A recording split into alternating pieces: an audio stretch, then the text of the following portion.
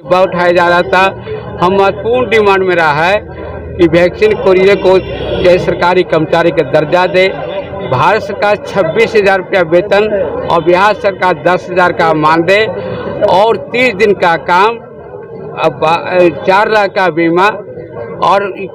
और सरकार ने पिछली बार घोषणा कहा था कि हमारी सरकार बनेगी 10 लाख का रोजगार। इसलिए तेजस्वी यादव को याद कराते हैं कि 10 लाख में 10,000 है, 11,000 है। इसको स्वास्थ्य विभाग में संयोजन कर दीजिए। तो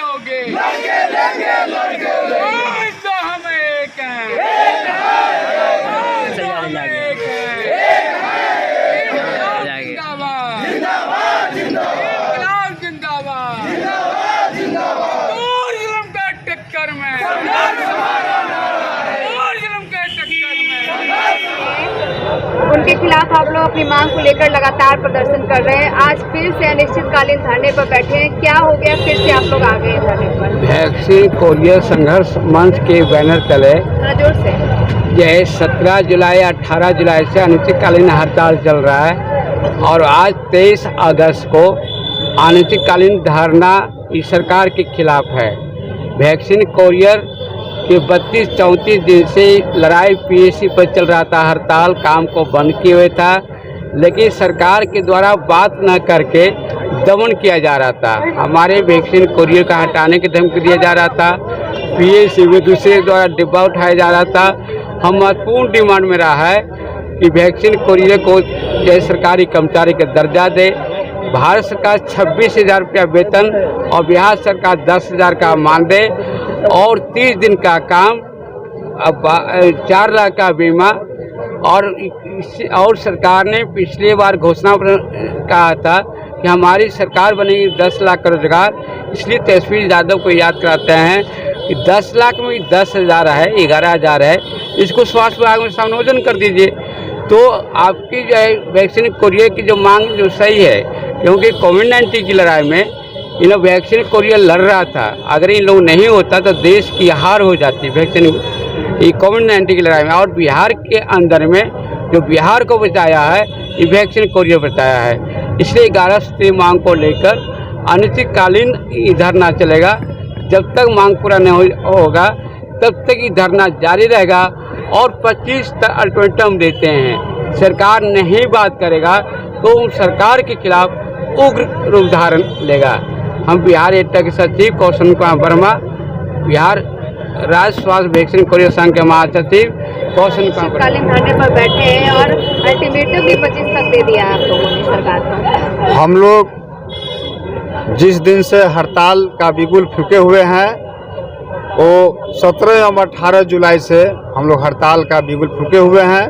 पूरे बिहार में बिहार के सभी जिले के तमाम वैक्सीन कुरियर हड़ताल पर डटे हुए हैं। वैक्सीन का कार्य ठप है और जो बच्चों का टीकाकरण होता है उसमें भी वैक्सीन का काम बंद है।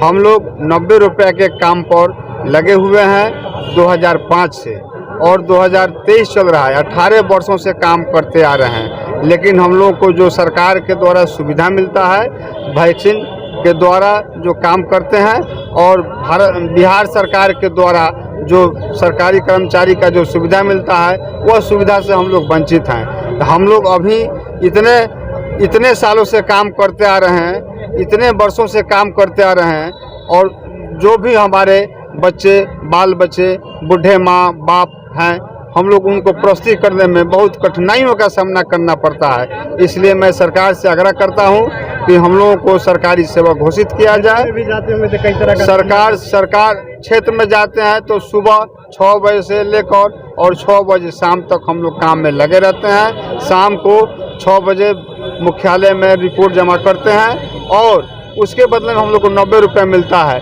सुबह में बारिश हो चाहे ठंडी हो प्रताड़ित करते हैं और प्रभारी मैनेजर प्रताड़ित इसलिए करते हैं कि समय पर वैक्सीन अगर नहीं पहुंचाते हैं तो प्रताड़ित करने के लिए बेचैन हो जाते हैं कि आप लोग को हटा देंगे, अगर समय पर वैक्सीन नहीं पहुंचाते हो और समय पर वैक्सीन रिपोर्ट नहीं जमा करते हैं। इसलिए हम लोग को प्रभारी और मैनेजर भी बहुत प्रताड़ित करते हैं। वैक्सीन जो भी ले जाते हैं समय पर पहुंचाते हैं और ईमानदारी पूर्वक काम करते हैं। जो भी वैक्सीन कुरियर हैं हमारे गरीब किसान मजदूर के बेटे हैं। यह नहीं कि हम लोग पूरे जमींदार के लड़के हैं। अगर जमींदार के लड़के रहते तो हम लोग वैक्सीन कुरियर का काम नहीं करते, लेबर और मजदूर का काम करते हैं। लेबर और मजदूर का काम करते हैं। इसलिए सरकार से मैं आग्रह करता हूं, स्वास्थ्य मंत्री से, मुख्यमंत्री जी से, कि हम लोगों को स्वास्थ्य सेवक के रूप में नियुक्ति किया जाए और जब तक नियुक्ति नहीं होती है तब तक 18,000 का मानदेय रुपया दिया जाए। मैं वकील राय वैक्सीन कुरियर संघ के राज्य मंत्री बिहार पटना।